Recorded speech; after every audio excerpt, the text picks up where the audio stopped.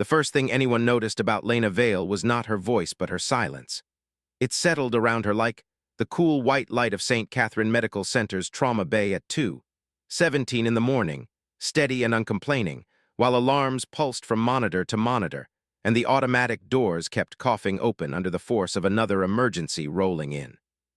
A gurney snapped over the threshold, rubber wheels rattled across the floor, and a paramedic's gloved hand lifted blood pressure tubing out of the way.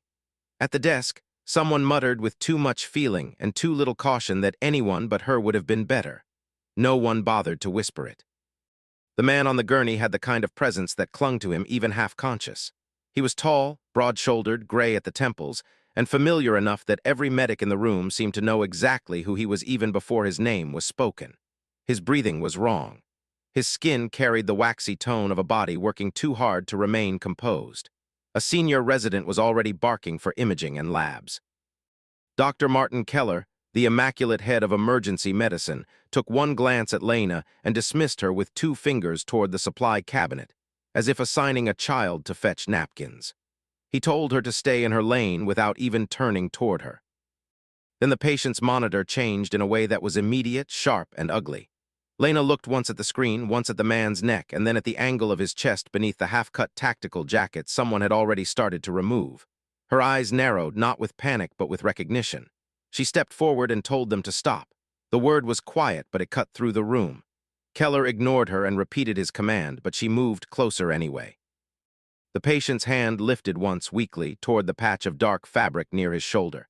It was not a reach so much as a signal. His lips parted. What came out was not a sentence, but a breath and a fragment of a syllable, and somehow Lena was the only person in the room who seemed to hear it. Something in her face changed then. It was not fear or surprise. It was recognition, as if she had heard something already known. By daylight, St. Catherine looked exactly the way an elite private hospital in downtown San Diego wanted to look. There were glass walls, polished stone floors, and the faint scent of citrus drifting from expensive lobby diffusers. Donor names gleamed in engraved bronze along a corridor designed to make wealth feel noble. The executive wing shimmered with money and calm. The trauma entrance did not. That was where everything stripped itself down to noise, speed, blood, and hierarchy. That was where Lena worked. Officially, Lena Vale had been at St. Catherine for 11 months and 3 weeks. Unofficially, people still spoke about her as if she had arrived yesterday and somehow failed to leave. She was 32, compact, dark-haired, soft-spoken, and almost impossible to read if a person mistook quiet for uncertainty.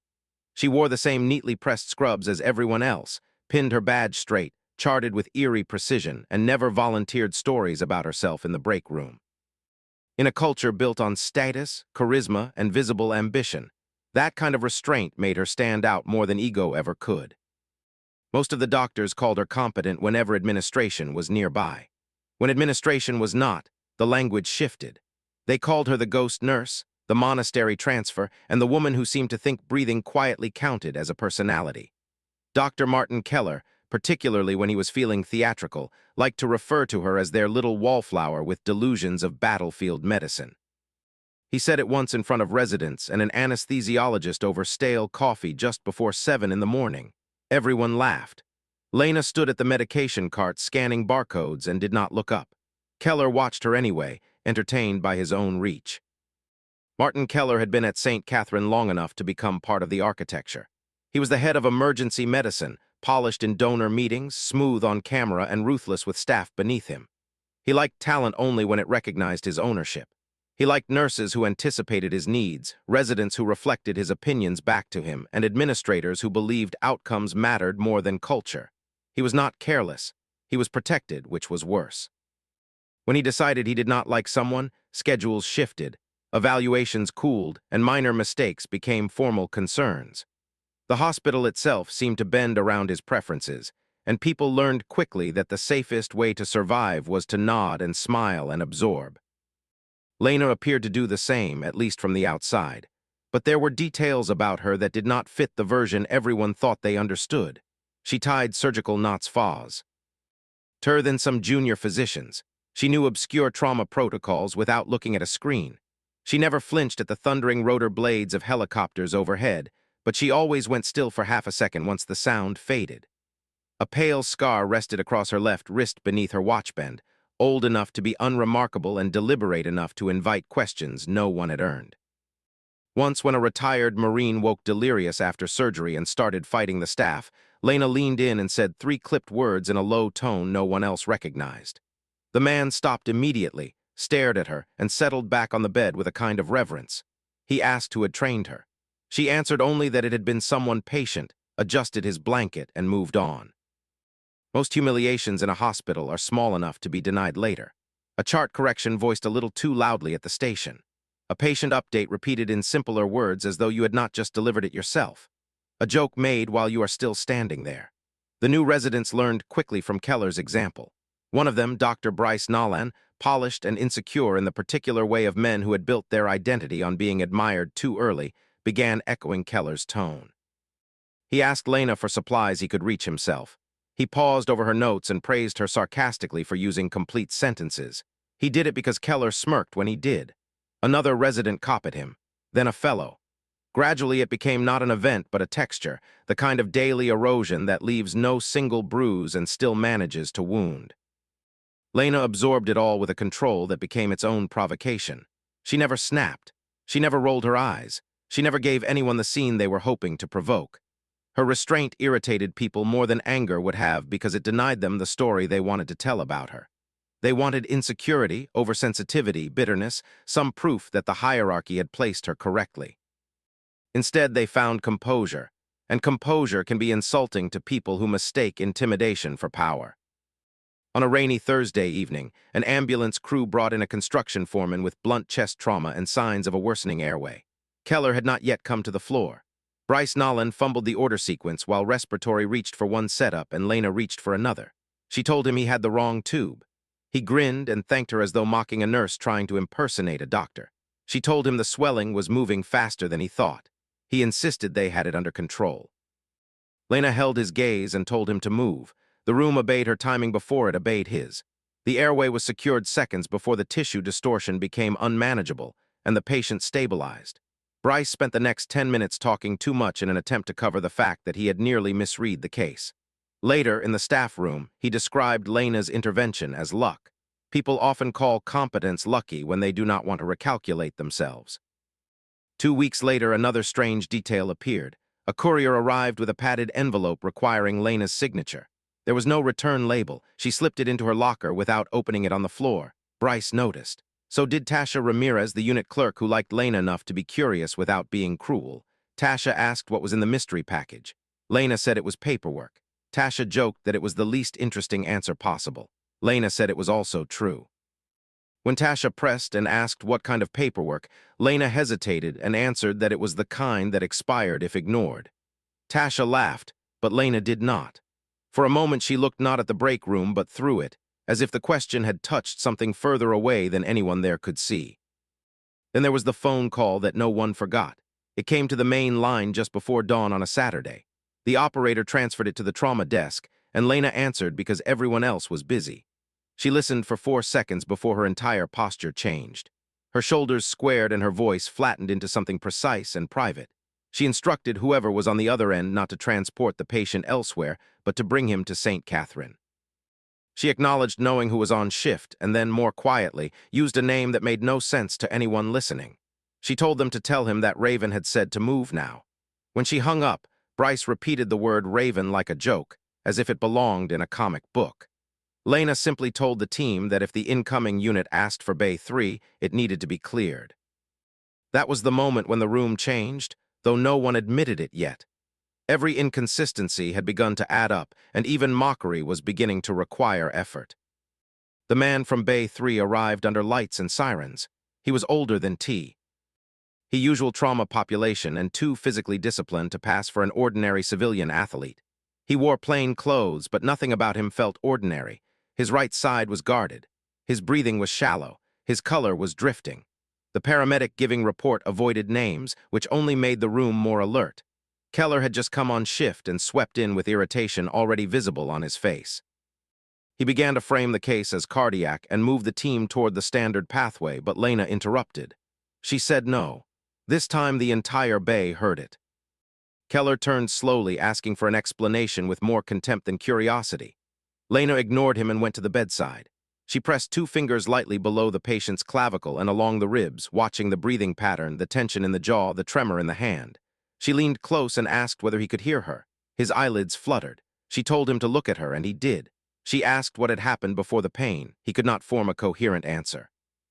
She bent closer, as if listening for something too quiet or too coded for anyone else.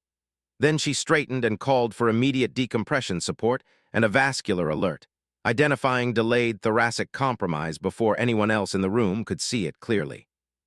Keller laughed, short and dangerous, and demanded the basis for her call. Lena answered that the patient was crashing. He argued that there was no evidence, but the monitor answered for her. The pressure dropped, respiratory effort deteriorated. The patient's hand clenched once and then weakened. Chaos accelerated instantly. Keller began shouting new orders over the alarm. Bryce reached for the wrong tray. Another nurse froze between 2 protocols. Lena did not raise her voice. She pulled on gloves and moved the resident aside with a firmness so efficient it did not look dramatic. She ordered Bay 3 opened, portable ultrasound brought in, respiratory held in place, vascular paged, and specific people moved into specific roles. Bryce tried to question her, and she cut him off with the kind of tone that activates reflex before thought. Keller stepped in, furious, and told her it was not her call. Lena answered that it was the patient's. When the ultrasound tech hesitated, Lena took the probe herself. The image flashed onto the portable screen in gray and black, not a theory but a problem, immediate and lethal and unmistakable to anyone honest enough to see it. The room went quiet except for the monitors. Dr. HSU, the overnight vascular surgeon, entered during that silence, saw the screen, and demanded to know who had called it. Lena answered that she had. HSU looked at her once and said it was a good call. Keller said nothing. That silence mattered. It was the first undeniable proof, not buried in rumor or paperwork but alive in front of witnesses, that Lena Vale had seen what the physicians had missed and had seen it in time. The next 6 minutes became a study in controlled violence without spectacle. Sterile packs tore open. Orders came clipped and exact. The patient was transferred, stabilized enough for surgical movement, and rushed upstairs under the hands of a team that had finally aligned around the correct problem. As the gurney cleared the bay, the man's eyes opened once more. He looked past Keller, past HSU, past everyone else, and found Lena. His mouth moved. She leaned in and heard one word. It was Raven. Her face did not change, but Tasha saw the recognition. So did Bryce. So did Keller. When the doors closed behind the surgical team, the silence that spread through Bay 3 felt less like the end of an emergency and more like the beginning of an argument nobody in that department knew how to have honestly. Hospitals have a peculiar relationship with gratitude. After a save, everyone talks about teamwork, and sometimes that is true. But the language of the team can also become camouflage, a way to smooth over the parts where one person was right, another was wrong, and no one with power wants the hierarchy disturbed by the truth. By 9:15 that morning, the story had already begun to change. Keller's version appeared first. In his telling, Bay 3 had been a dynamic trauma response directed under appropriate attending oversight, with valuable support from staff. In his telling, no one had missed anything. In his telling, Lena had shown initiative, phrased in a way that sounded like praise until one heard the leash inside it. Bryce repeated Keller's version to anyone willing to listen. By noon, the residents were calling it a good save by the department, not by Lena. Lena charted the event in meticulous detail anyway. She recorded time stamps, vitals, escalation points, verbatim objections, the exact moment the ultrasound was obtained, the precise wording of her recommendation, and the sequence of interventions. She did it without visible emotion, line by line, while the unit around her hummed. With avoidance, Tasha stood beside her pretending to organize labels and noted that they were already softening the story. Lena said she knew. Tasha asked whether documenting it would matter. Lena paused only long enough to answer that truth mattered even if other things did not. At 1:30, administration called Lena into a glass office overlooking the ambulance entrance. Present were Martin Keller, Human Resources Manager Denise Morrill, and Nursing Supervisor Paul Emerson, whose permanently tired face suggested a man trapped too long between conscience and institution. Denise thanked Lena for coming with the false warmth of someone already committed to procedure. Keller leaned back in his chair like a man hosting his own absolution and told her they were there to discuss the incident in Bay 3. Lena asked which part. The question disrupted the script immediately. Denise blinked. Keller smiled with no warmth and specified the part where Lena had exceeded scope, created confusion during an active emergency, and directly challenged attending authority in front of junior staff. Lena asked whether he meant the part where she had identified the emergency correctly. Emerson shifted. Denise tried to soften the room by saying no one was denying that her instincts had been useful. Lena repeated the word instincts the way one might repeat an insult to verify hearing it correctly. Keller expanded the accusation by alleging a pattern of overconfidence in clinical areas requiring physician judgment. Lena asked what pattern. She already understood that Bryce had filed something. Keller tapped a folder and mentioned documented concerns from multiple parties. Lena asked for names. Denise said this was not a cross-examination. Lena agreed quietly and refused to touch the performance warning Keller slid across the table. Emerson weakly suggested that the language about future incidents might be too much, but Keller silenced him with a glance. He asked Lena whether she understood the seriousness of the matter. Lena looked first at the paper and then at each person in the room before asking whether they did. No one answered. That moment altered the atmosphere because for one brief second, institutional authority meant something it could not bully into gratitude. Denise insisted no one was trying to punish her, which only confirmed that punishment was exactly what was happening. Not because she had failed, but because she had made failure visible. The warning should have been enough. For most people it would have been, sign it, keep your head down, and survive. Lena nearly did. Then the gossip began to spread faster than policy. By late afternoon, people on floors where Lena had not worked that day were hearing a version in which she had panicked, improvised recklessly, and nearly endangered a VIP patient. Someone used the phrase cowboy nursing with a laugh. Someone else wondered whether St. Catherine had become desperate in hiring. A resident, not realizing Lena stood in the supply room doorway behind him, suggested that maybe she had watched too many war movies. Lena continued checking inventory in exact order. Box, vial, tape, saline, each item aligned precisely. When Tasha came in afterward, furious, and asked why Lena was so calm, Lena answered that she was not calm. She was controlled. The distinction mattered. Near the end of shift, Keller found a final stage for his authority. The nurses' station was full of residents, techs, clerks, and movement, enough witnesses to make humiliation useful. He held a printed copy of the warning and addressed Lena in the bright, instructive tone men like him use when punishing someone under fluorescent light while preserving deniability. He told her that since she had declined to sign in private, she could acknowledge receipt there. Conversation thinned without stopping. Everyone wanted to hear and no one wanted to seem to hear. Lena stood at the med cart with squared shoulders and answered that acknowledgement was not agreement. Keller told her to write her objection in the appropriate field and handed her the pen. It was a trap made of paper. Taking the pen would accept the stage. Refusing it would look insubordinate. Lena took the form, read it once, and wrote in careful block letters that the clinical concern had been raised appropriately, that the patient had stabilized because escalation had occurred when it did, and that she did not agree with the characterization of events. Keller read the line and hardened visibly. Bryce muttered that it was bold. Keller ignored him and asked whether Lena had forgotten her role. She answered that she remembered it very clearly. He lowered his voice, which somehow made the threat worse, and said the hospital did not run on hero fantasies. Lena met his gaze and answered that fantasy was pretending credentials made someone infallible. Everything around them stopped. Even the printer seemed to fall silent. Keller's face went still in the way of men forcing professionalism over fury. He told her to go home and warned that they would revisit whether she should return to the department at all. The threat landed exactly as intended. Suspension without paperwork, public enough to sting, vague enough to deny later. Lena removed her badge from the scanner cord, slipped it into her pocket, and left without a scene. No slammed drawers, no tears, no speech. Just dignity. That dignity hurt more to watch than any breakdown would have. Tasha stepped out from behind the desk and called after her, but Lena said it was fine. It was not. She crossed the trauma entrance toward the employee exit while rain tapped softly against the glass and the city outside went silver with wet pavement and fading light. Halfway to her car in the parking structure, Lena stopped, looked up into the concrete echo, and let one long breath out into the cold, damp air. Then she took out her phone. There were 3 missed calls from a blocked number and 1 text. It told her to stand by and said he had asked for her. She stared at the message for a long time before locking the screen.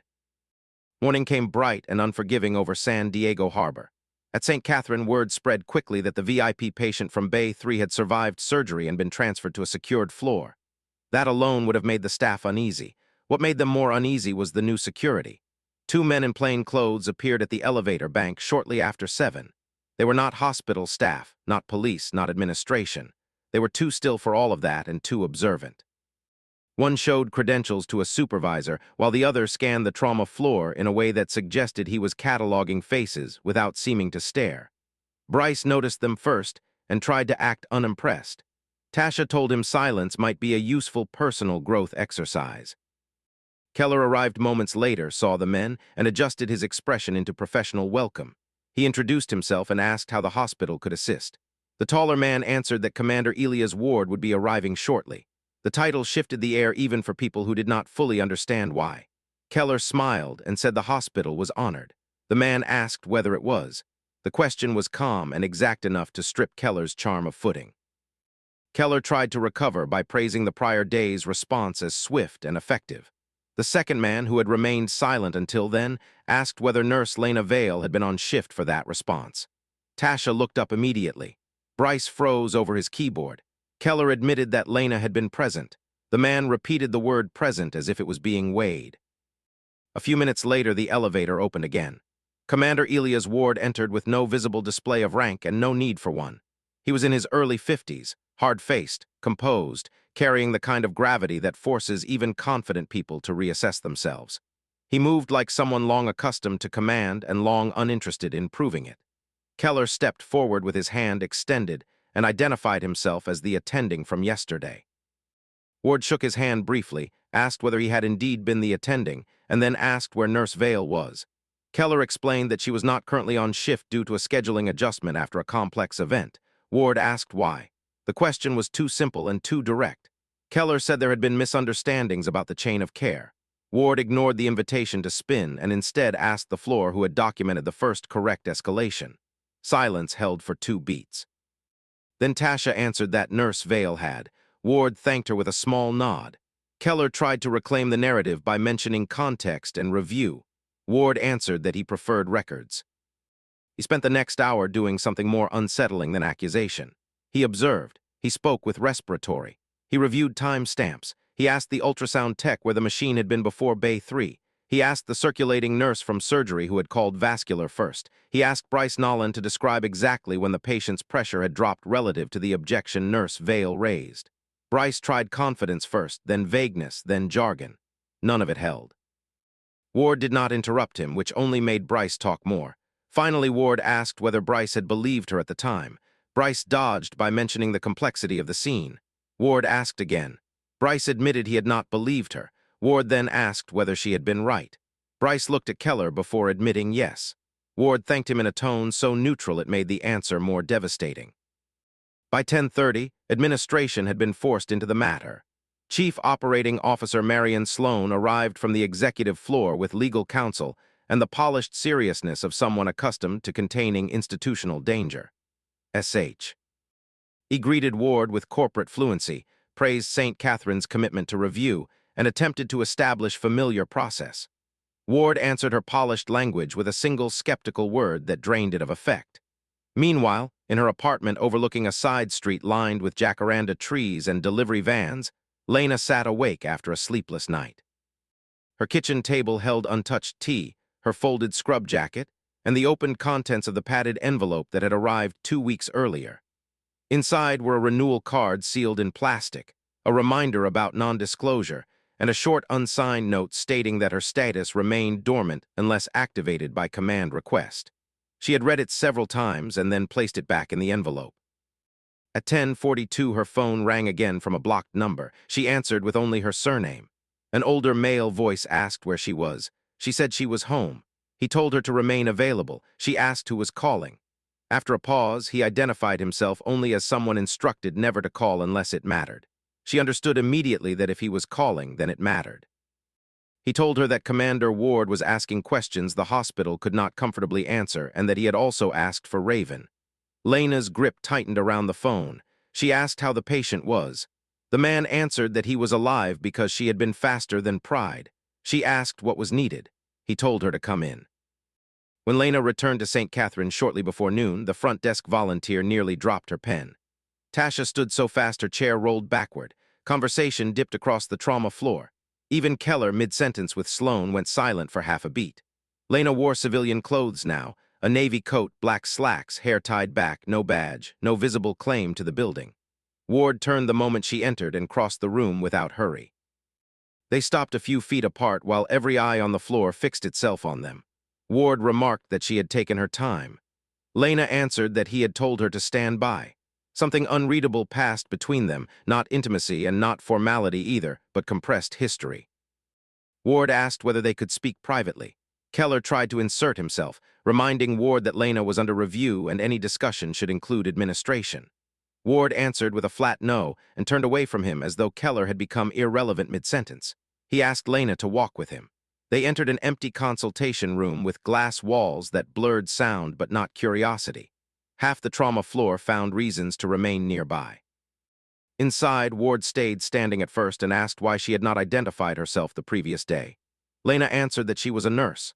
Ward told her that was not what he had asked. Lena repeated that it was the relevant answer. He let the line settle before saying that the patient had recognized her and used the call sign. She said she knew.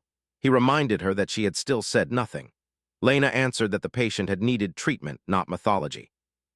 Ward nodded once, as though the response matched an older file, and acknowledged that the hospital had moved to discipline her. She told him she had noticed.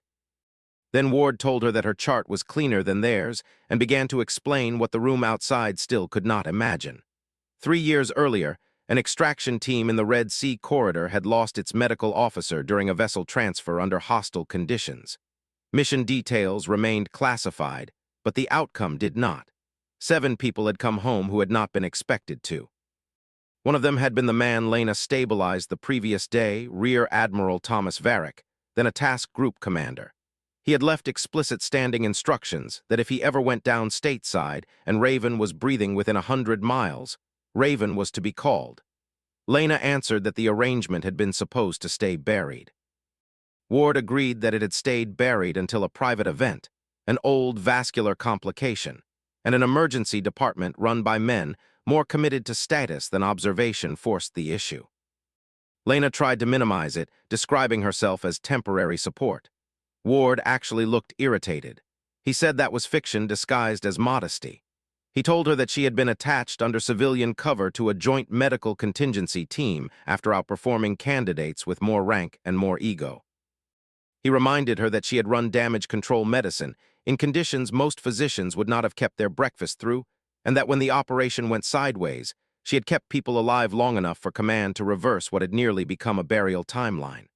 Lena said nothing. Ward explained that her credentials had been lawfully abstracted for civilian reintegration, that command had honored her request for anonymity in civilian practice, and that St. Catherine had verified what it needed without ever asking what it did not deserve to know. That had been the agreement. Now, he said, the agreement was colliding with misconduct.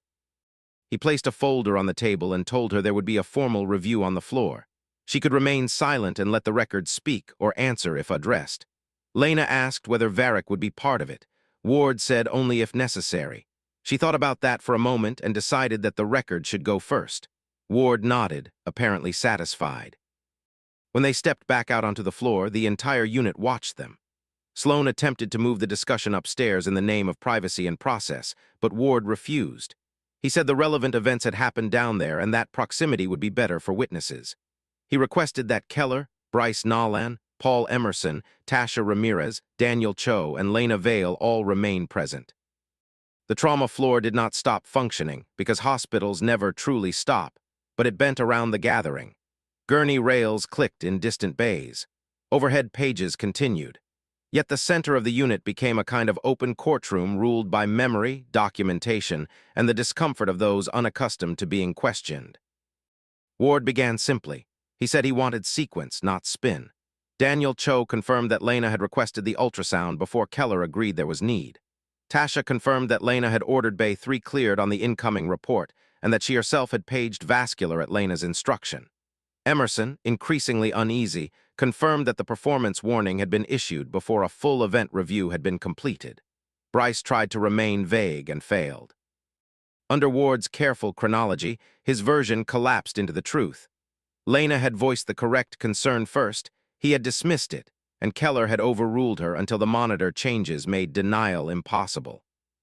Then Ward turned to Keller and asked whether Lena's actions had improved the patient's survival odds. Keller replied in the language of retrospective minimization, calling aspects of her intervention useful. Ward told him that was not an answer. Keller finally admitted yes. Ward then asked why he had initiated disciplinary action against the same person after the event. Keller tried to separate the issue into a matter of conduct rather than outcome. Ward sharpened the point and asked whether Keller had punished the person who had been correct because she contradicted him in front of junior staff. The question landed so hard the room almost seemed to tilt. Keller denied it, but the denial came too slowly to carry conviction. Ward then opened the folder. He did not read everything. He read only enough.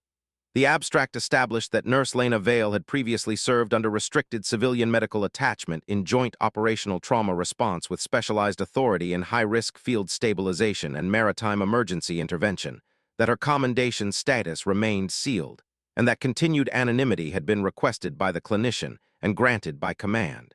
Then he closed the folder. The room seemed to lose oxygen. In simpler language, Ward explained, the nurse they had mocked for speaking beyond her station had performed under conditions most of them had only seen fictionalized badly on television. She had identified the complication in Bay 3 because she had seen versions of it in places where hesitation killed people. Bryce stared at Lena as if trying to reconcile two separate people and failing because they had always been the same person. Keller lost color first, and then some part of his composure.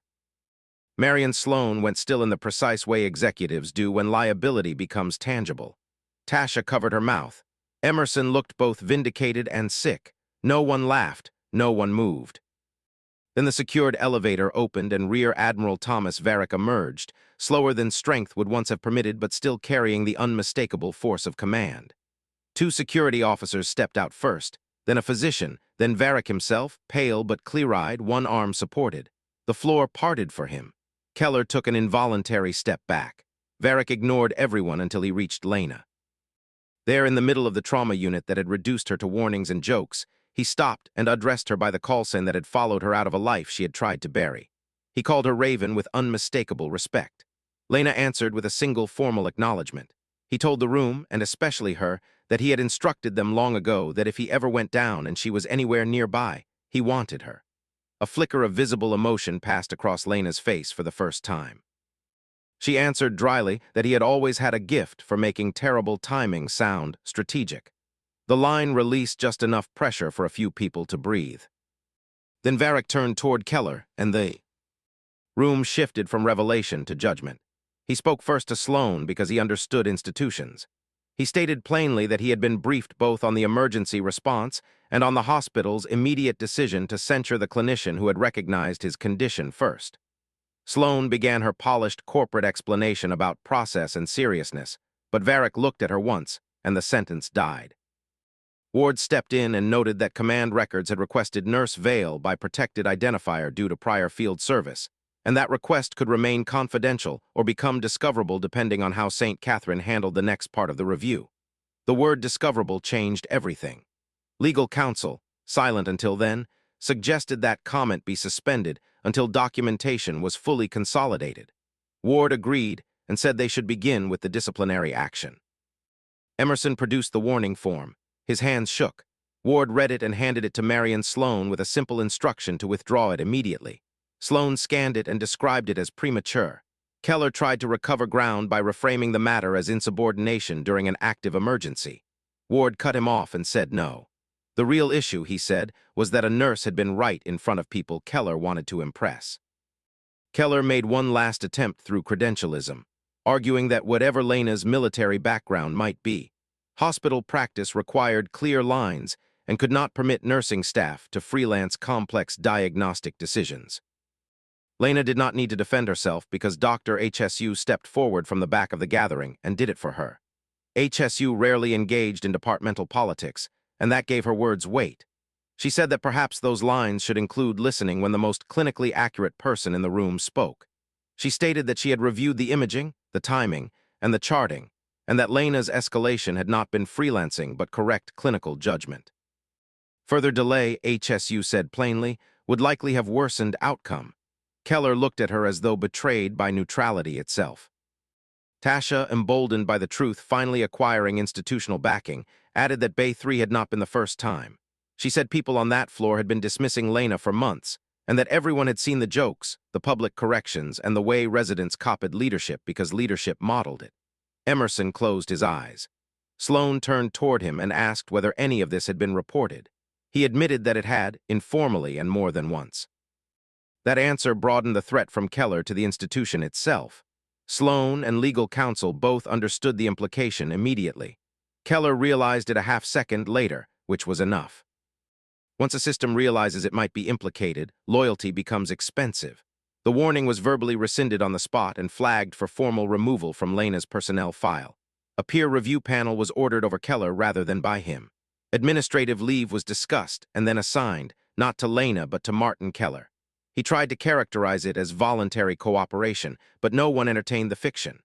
Bryce Nolan attempted invisibility and failed. Ward requested that Human Resources note material inaccuracies in Bryce's statement and the possibility of retaliatory alignment.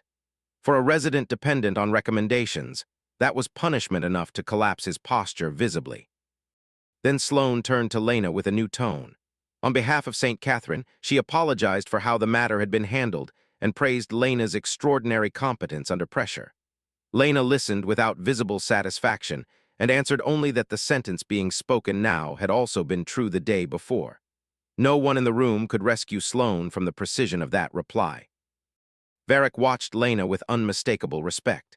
He and Ward exchanged a brief line suggesting they had both expected her to refuse any spotlight. Then Varick did something no memo, committee, or apology could equal. He straightened as much as his recovery allowed and saluted her. It was not a theatrical parade salute, but a deliberate acknowledgement from a commander honoring someone whose service had once been hidden and whose integrity had just survived another test under another uniform. The trauma floor froze around it. Tasha began crying silently and seemed angry at herself for it. Bryce stared at the floor. Keller looked as though he had been forced to watch a language he had mocked suddenly spoken with authority before him. Lena did not return the salute in any formal way. Instead, she placed a hand lightly over her heart and inclined her head. The gesture was somehow even stronger. Varick lowered his hand and told her that she had saved his life twice, once out there and once in a room full of people who mistook volume for compete. NCE, no one who heard it would ever forget it. The procedural closeout continued for another hour. Statements were taken again. Time stamps were locked. Security footage was preserved. The original write-up was sequestered for investigation into retaliatory discipline. A staff climate review with outside oversight was initiated because now the hospital needed to show it understood the depth of what had been exposed. Patients still arrived. Alarms still rang. Lunches still went half-eaten on counters, but every hallway conversation had changed. The old jokes had become radioactive. People who once laughed alongside Keller now avoided even the memory of having done so. Lena stayed only as long as required. When Ward asked whether she wanted to make a broader statement, she declined. When Sloan offered counseling resources in the smooth language of institutional repair, Lena thanked her politely and trusted none of it. When Tasha hugged her without asking, Lena hugged her back, which may have surprised the floor more than anything else that day. Tasha whispered that Lena should have told her. Lena answered that she had wanted to be judged for the work she was doing here. Tasha, still emotional, asked how that had gone. Lena glanced toward Keller's now-open office and called the outcome educational. Later that afternoon, Lena went upstairs to the secured floor where Varick had been transferred. Ward met her outside the room and told her the Admiral had asked for 5 minutes, though both of them seemed to understand that Varick's sense of time was historically unreliable when he wanted a conversation. Inside, Varick was propped up higher in bed now, color improved, monitors quieter.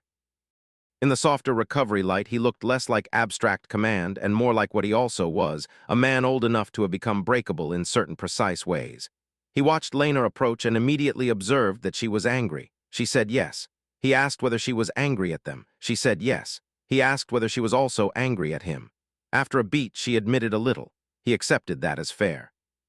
They sat with years of compressed history between them, not romantic and not sentimental, but built out of something rarer and cleaner than either, shared survival. Lena told him he was never supposed to use the call sign. He answered that she had not been supposed to disappear into civilian life and become anonymous in a trauma bay. She said that had been the point. He said he knew. Then he told her they had hurt her pride. Lena corrected him. They had tested her restraint. He agreed that was worse. He confessed that after she left the program, he had often wondered whether anonymity would feel like peace or insult. Lena answered that some days it was one and some days the other. When he asked what it felt like now, she looked toward the window and said that being unseen was only peaceful when it was chosen, not when other people decided what one must be worth. He said that sounded like her, in a tone that made it sound both admirable and inconvenient. Then he asked whether she knew that Ward wanted her back on consult status. Lena laughed for the first time openly and refused the idea outright. He said Ward would ask anyway. She said Ward was free to ask. Then Varick asked what she actually wanted. No one else had asked her that all day. Not HR, not administration, not Ward. The question landed harder than she expected. Finally, Lena answered that she wanted to do good work in a room where she did not have to prove she belonged before she could save someone. Varick called the wish reasonable, though rare. Then he reached toward the bedside table and lifted a small object. It was a subdued insignia set in black leather, unremarkable to outsiders and significant to almost no one. Lena stared at it and asked whether he had kept it. He told her of course he had. She said she had lost the right to it when she left. Varick corrected her. She had not lost the right to it. She had earned the right to set it down, which was different. Lena took the insignia and turned it once between her fingers. Memory crossed her face and moved on. Varick looked at her and said that they had laughed at the quiet nurse. Lena answered dryly that apparently they had. He replied that they should have listened to Raven. By the end of the week, St. Catherine felt like a place recovering from a storm that had exposed more damage than anyone wanted to admit. Martin Keller's administrative leave turned into an investigation, and then into a broader inquiry touching retaliatory conduct, hostile work environment claims, and documentation integrity. The board, which had enjoyed his donor value for years, suddenly discovered the language of institutional values. Bryce Nolan was pulled from floor duties and shoved into educational remediation no one respected. Several other staff members attempted retroactive decency toward Lena with the clumsy urgency of people trying to erase fingerprints after police arrive. Lena rewarded none of it.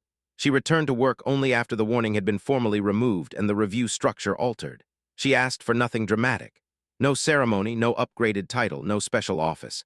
She asked for accurate staffing, clear policy, and the kind of basic professional respect that sounds modest only until one realizes how many workplaces fail to provide it. Her first shift back was quiet in an entirely different way. No one called her ghost nurse. No one said wallflower. No one joked when she spoke. She moved through the department exactly as she always had, checking lines, verifying medications, and watching patterns others missed. But now the eyes that followed her did so with attention rather than amusement. Not everyone liked being corrected. Some resented it, but even resentment had lost its swagger. During a complicated multi-vehicle trauma intake, a resident hesitated over triage sequencing and instinctively looked at Lena before looking at the attending. The attending noticed. So did she. Lena told them to prioritize the abdominal concern and explained why in 2 precise sentences. The attending nodded and told the resident to do it. There was no fanfare, just trust placed where it should have been all along. Afterward, Tasha leaned against the desk and informed Lena that her biggest problem was being bizarrely humble for someone who had effectively detonated an entire power structure. Lena capped her pen and said she had not detonated anything. She had simply refused to lie still under it. The lines spread through the department by the next day, not because Lena repeated it, but because people who had watched the whole thing needed language for what they had seen. A month later, St. Catherine held a formal recognition event in one of its over-air-conditioned conference suites. It was the kind of room with tablecloths, bottled water, and a projector everyone distrusted. Lena nearly declined the invitation until Emerson, now acting interim supervisor and carrying what looked like a permanent apology in his posture, told her that some truths ought to be spoken where records live. So she went. The room was full but respectful. Sloan delivered careful remarks about excellence under pressure, institutional accountability, and culture. Most of it was polished. Some of it, to her credit, sounded genuine. Dr. HSU spoke briefly and directly about clinical accuracy and the danger of status interfering with care. Tasha cried again before the event was half over and blamed the coffee. Then Sloan invited Lena to the podium. A year earlier, the suggestion alone would have made people expect awkwardness. Now the silence that met Lena was attentive rather than pitying. She stood with one hand resting lightly on the lectern and admitted at the outset that she did not enjoy public speaking, which produced enough small laughter to let everyone breathe. Then she said that what had happened in Bay 3 mattered, but not because she had a hidden past. That, she said, was the least useful part of the story. The useful part was simpler. A patient had needed someone to notice what others had missed, and she had noticed. That should not have been remarkable. In a healthy department, the right observation should matter more than the rank of the person making it. She went on to say that she had not been disrespected because people lacked information about her. She had been disrespected because they believed quiet meant lesser, because they confused rank with wisdom, and because once a culture becomes comfortable making one person smaller, it starts mistaking cruelty for standards. No one checked a phone. No one shifted with boredom. The room listened. Lena told them that if anything good was to come from what happened after Bay 3, it should be this. The next quiet person in the room should not need a dramatic reveal in order to be treated with respect. The sentence landed everywhere it was meant to land. When she stepped back, the applause started politely and became something real. Tasha stood first, then HSU, then Emerson, then nearly everyone else. Lena looked mildly uncomfortable throughout, which somehow made the moment better. After the event, Ward appeared near the doorway with the same controlled timing that seemed less like coincidence than discipline. He waited until the crowd around Lena had thinned before speaking. She informed him that he was developing a reputation for dramatic entrances. Ward answered that he had been told he lacked warmth and therefore compensated with timing. He handed her a plain envelope. Inside was an optional temporary consultant credential request. She looked up and told him he truly did not know how to quit. He replied that no, he did not, but that she was free to say no. She answered that this was good. Ward glanced toward the now-empty conference room and remarked that she had been right up. There, Lena said she usually was. He said he knew. As he turned to leave, he addressed her by the call sign once more, but this time it did not feel like exposure. It felt like respect without demand. He told her to take her time. After he left, Lena stood alone in the corridor for a moment, the envelope in one hand and the leather insignia in her coat pocket. Through the window at the far end of the hall, the city had begun to turn gold and violet. Ambulances moved below. Lives were still changing by the hour. Nothing in a hospital was ever finished, not healing, not loss, not reputation. There was only the chance to meet the next moment more honestly than the last. That may have been the truest ending of all, because Lena did not become valuable when an admiral spoke her call sign aloud. She had already been valuable. The doctors did not discover greatness hidden beneath a disguise. They simply ran out of ways to ignore competence once reality forced them to look directly at it. The moral, if there was one, reached beyond hospitals. It was not only that humility matters, though it does. It was not only that prejudice distorts judgment, though it does that too. It was that dignity is often quiet until tested, and when it finally stands in full view, a room is never quite the same afterward. A week after the recognition event, the trauma bay took an incoming transfer just before dawn. Rain tapped the glass. Monitor lights painted the walls in green pulses. A new resident gave report too fast and forgot to breathe between sentences. The attending frowned, hesitated, and looked uncertain for half a second too long. Lena was adjusting an IV pump. She glanced once at the patient, once at the monitor, and instructed them to get respiratory and immediately and prepare for a difficult airway. The resident turned, startled, and asked whether she really thought so. Lena met the resident's eyes and answered that she knew so. The resident moved immediately. There was no joke, no smirk, no debate, only motion. From the station, Tasha caught Lena's eye and grinned like someone watching a prophecy fulfill itself in miniature. Lena shook her head almost shyly and returned to work. The patient stabilized. The shift moved on. The rain kept falling. Somewhere in the long memory of that hospital, after write-ups had been archived and names had changed on office doors, people would still remember the night they had mocked the quiet nurse until a commander whispered her call sign and an admiral spoke her worth aloud. But those who understood the story best would remember something even more important. By the time anyone finally acknowledged who Lena had once been, she had already shown them who she was now. That was why the story carried weight. She never asked for public vindication. She asked to do her job well. The applause came later. The respect came later. The corrected record, the apologies, the reversal, the salute, and the recognition all arrived later. But when someone's life narrowed to minutes and bad assumptions, Lena did what real integrity always does. She stayed steady. She saw clearly. She acted anyway. And that is why, when the story is told back, people do not really begin with the admiral or the commander or even the doctors who got it wrong. They begin with the quiet nurse, the one they doubted, the one they mocked, the one who never needed the room's permission to be extraordinary. Somewhere under the bright hum of another hospital night, Another nurse would one day say the right thing at the right second. Another room would hesitate. Another person in authority would decide whether to listen. And perhaps because stories like Lena's leave instructions without ever becoming lectures, someone would remember and choose respect before revelation. That would be enough, more than enough. Because what made Lena formidable was never the hidden file, the sealed commendation, or the whispered call sign. It was the steadiness that existed before anyone knew any of that, the steadiness that held while lesser people tested it, and the steadiness that remained after justice finally caught up. In the end, that was what the hospital learned too late and then never forgot. The quietest person in the room may already be the one holding the line together.